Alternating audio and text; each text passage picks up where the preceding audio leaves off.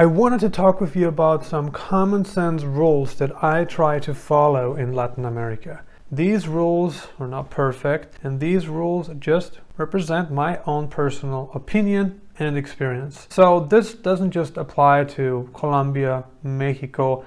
This applies to pretty much any country that has a certain level of danger. Drugs, using drugs, avoiding zones where drug use is common. One thing you have to understand, and that is if you're in a drug area where people consume a lot of drugs or where people sell drugs, you're much more likely to encounter crime than you are in a clean area. I shouldn't say clean, but in a safer area where people don't consume as many drugs. We have seen an increased amount of crime happening all over Quintana Roo. No doubt that has to do with the immense increase of North American tourists to Mexico. That's what it's all about. More tourists, more young tourists means more need for drugs. And that is what is happening in Cancun, Playa del Carmen, Tulum, all these cities. They experience more crime than ever. It's not necessarily the fault of a certain group of people, I'm not saying that, but you gotta be more careful. When you travel from one state to the other, you gotta make sure that you really know the roads. There's checkpoints, gotta be very, very careful. The most logical thing to advise is to talk to somebody who has traveled the exact route that you wanna take, or the exact roads that you want to take. Talk to somebody. Locals know the roads. They know the checkpoints. They know everything. I'm not trying to scare you here, but what I am saying is that you need to be careful, especially if you're new to the country, if you're new to Mexico, if you're new to whatever country. Make sure that you talk to the locals or talk to foreigners who have lived in this country for a long time and who have used the roads that you need in order to get to your destination. That is really important. You want to avoid certain checkpoints. Most importantly, you don't just want to drive off. Don't do that. Best thing you can do is act calmly and rationally. What about tipping? Tipping is something that really depends. Some people say in Mexico, in Colombia, you gotta tip 20%. North Americans think you gotta tip 20%. I don't share that same opinion because I believe the tip should be based on performance, on the service. If the service is good, if you're happy with the waiter or waitress, sure, go ahead and tip her or him 20%. If you're unhappy with the food, if you're unhappy with the service,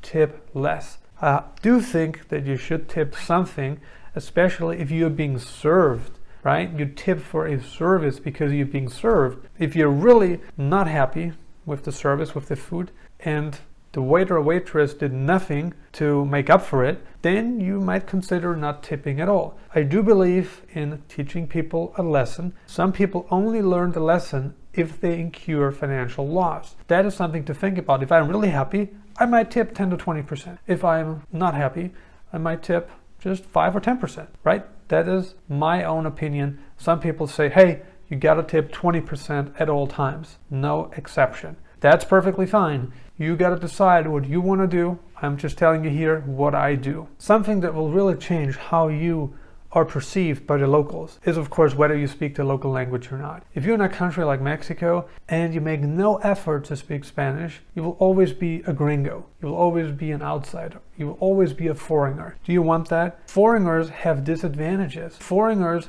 typically pay more. Foreigners are being taken advantage of. I am not saying that by speaking Spanish you can eliminate this completely. I'm not saying this at all, but I am saying try to blend in, try to fit in, even if you improve your Spanish just a little bit each day. Make an effort.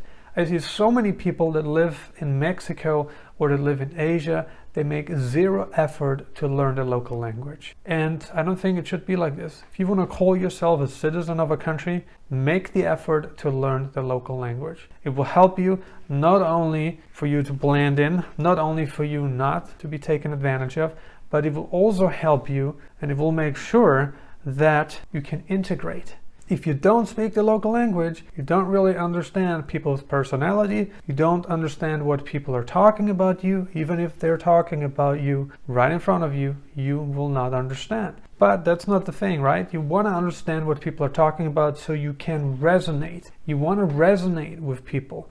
That is so important. Keep a low profile. It's important because you don't want to draw the wrong attention. If you go out, you want to go out, but you do not want to draw the wrong attention. You know, don't dress too nicely, especially if you should live in a really poor neighborhood, or if you should live just with locals, you know, with middle class or even a little bit below middle class. You do not want to appear to be a foreigner. Try to keep a low profile. I know it sounds like, hey, I want to wear what I want to wear. I want to act how I want to act. You can do that. It's totally up to you. You can do whatever you want. But if you want to minimize the amount of risk that you're taking, please make sure that you keep a low profile. And what I mean by keep a low profile is just avoid unnecessary stuff, like necklaces, expensive looking necklaces, avoid expensive watches, avoid crazy handbags.